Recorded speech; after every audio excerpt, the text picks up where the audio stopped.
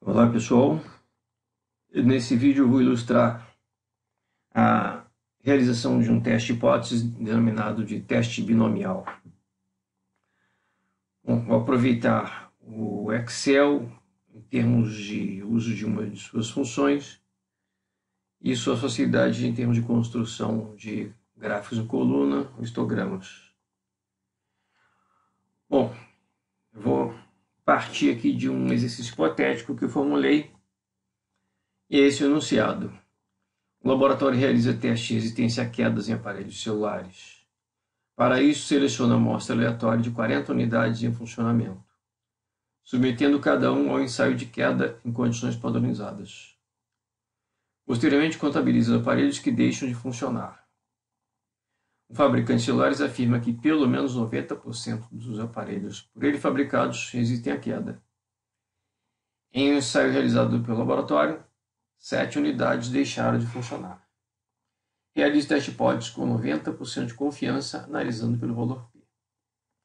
Bom, por enquanto não vou fazer essa repetição para 95% de confiança, vou me concentrar nos 90% de confiança. Bom, eu posso formular as duas hipóteses, a hipótese nula e a hipótese alternativa, concentrando-me na proporção dos celulares que existem à queda. E de acordo com a hipótese do fabricante, pelo menos 90% resistem à queda. Nessa expressão, pelo menos 90%, está incluso 90%. Então, tem a igualdade, 90%. Essa é a hipótese nula. Π é maior ou igual a 90%. Pelo menos 90% resistem à queda. A hipótese alternativa é π é menor do que 90%. Ou seja, a proporção dos que resistem à queda é menor do que 90%. Mas eu também poderia formular as duas hipóteses concentrando-me na proporção dos que não resistem à queda. E a hipótese nula seria não resistem à queda, no máximo 10%. A hipótese alternativa seria π maior do que 10%, ou seja, mais do que 10% não resistem à queda. Ok? Então, eu posso formular as duas hipóteses concentrando-me na proporção dos que resistem à queda, hipótese nula 90%. Eu posso me concentrar na formulação das hipóteses em π sendo a proporção dos que não resistem à queda, e a hipótese nula seria 10%. Ok? Bom, essa proporção associada à hipótese nula, proporção populacional, eu estou registrando nessa célula aqui, essa planilha que eu preparei previamente. Nessa outra célula, estou registrando o tamanho amostral. Vou me utilizar desses dois valores para calcular logo abaixo a probabilidade do chamado sucesso, o número de celulares ou que resistem ou não resistem à queda. Iniciando com a primeira formatação opcional, é aquela em que eu me concentro na proporção dos celulares que resistem à queda. Então, a proporção associada à hipótese nula sendo 90%. E o número de sucessos, 0 seria o número de celulares que não resistem à queda, 1 o número de celulares que resistem à queda. Então, eu vou aqui calcular de acordo com a distribuição binomial, a matemática da distribuição binomial, e com a ajuda de uma função no Excel, vou calcular a probabilidade de isto acontecer, de nenhum celular resistir à queda, de um celular resistir à queda e assim por diante. Então, vou chamar aqui a função deste binômio. O primeiro argumento, o número de celulares que não resistem à queda, o número de celulares que resistem à queda sendo igual a 0. Vou buscar isso na célula imediatamente à esquerda, que é a célula B15, né? B15.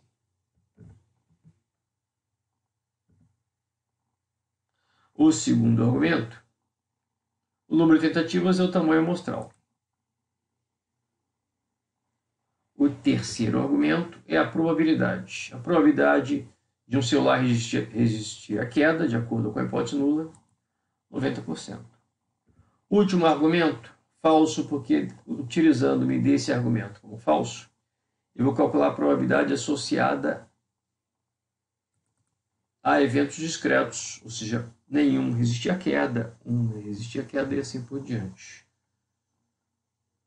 Eu vou fixar primeiro o endereço onde eu tenho o tamanho amostral e agora fixar o endereço onde eu tenho a proporção populacional de acordo com a hipótese nula. Então, se a probabilidade de um celular resistir à queda é de 90%, a probabilidade de em 40, amostra de tamanho 40, nenhum celular resistir à queda, essa probabilidade é nula. A probabilidade de apenas um celular resistir à queda, e arrastando perante agora as demais linhas, até 40.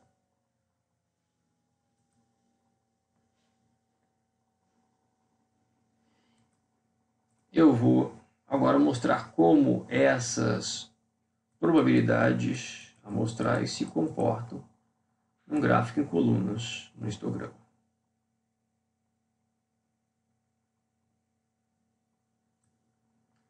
Vou pedir aqui o gráfico recomendado, esse histograma aqui. Vou arrastar ele lá para cima e fazer uma visualização mais interessante.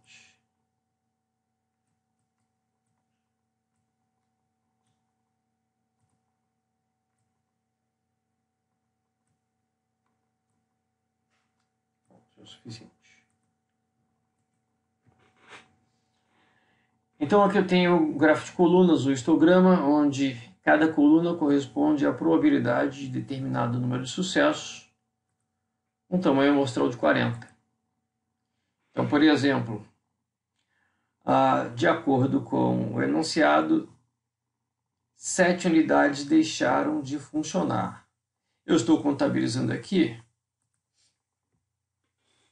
o número de unidades que continuariam a funcionar. Aqui estou me concentrando na hipótese nula, proporção de itens que continuam a funcionar depois do ensaio. Então, 7 unidades deixam de funcionar, significa que 33 continuaram a funcionar. Então, a amostra teve este comportamento aqui. A proporção. Amostra aleatória.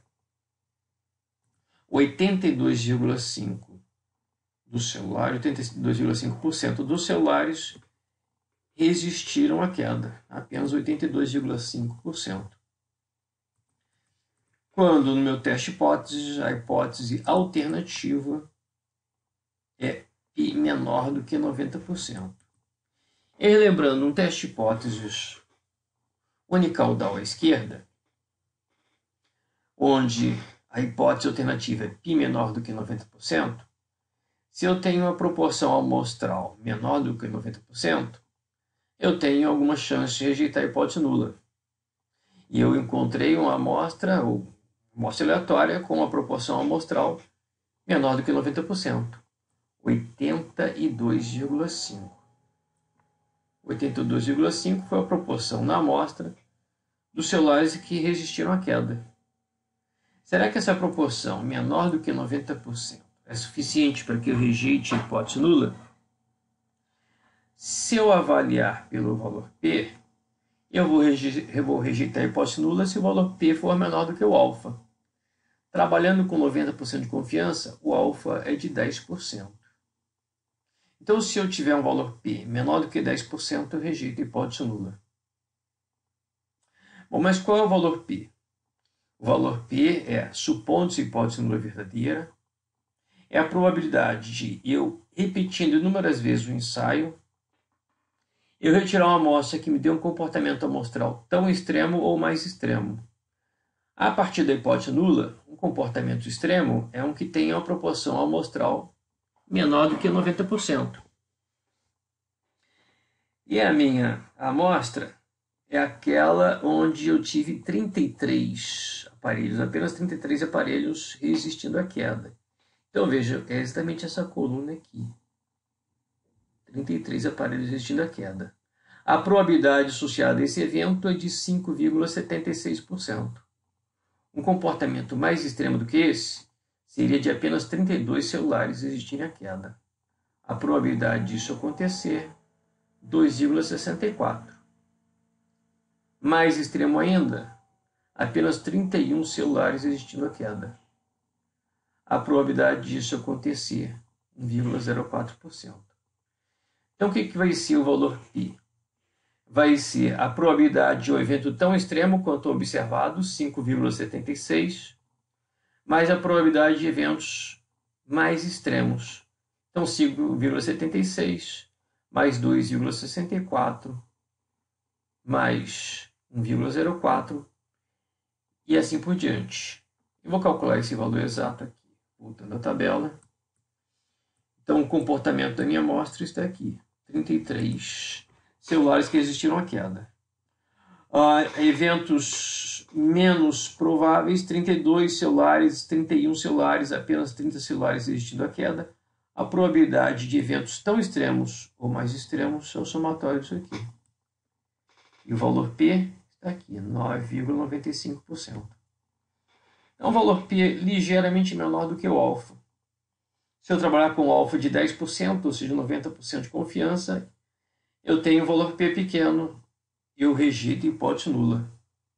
E ao rejeitar a hipótese nula, então, eu posso rejeitar a afirmação do fabricante de que pelo menos 90% dos celulares existiriam à queda. Ok? Bom, e se eu me concentrasse na proporção dos celulares que não resistem à queda?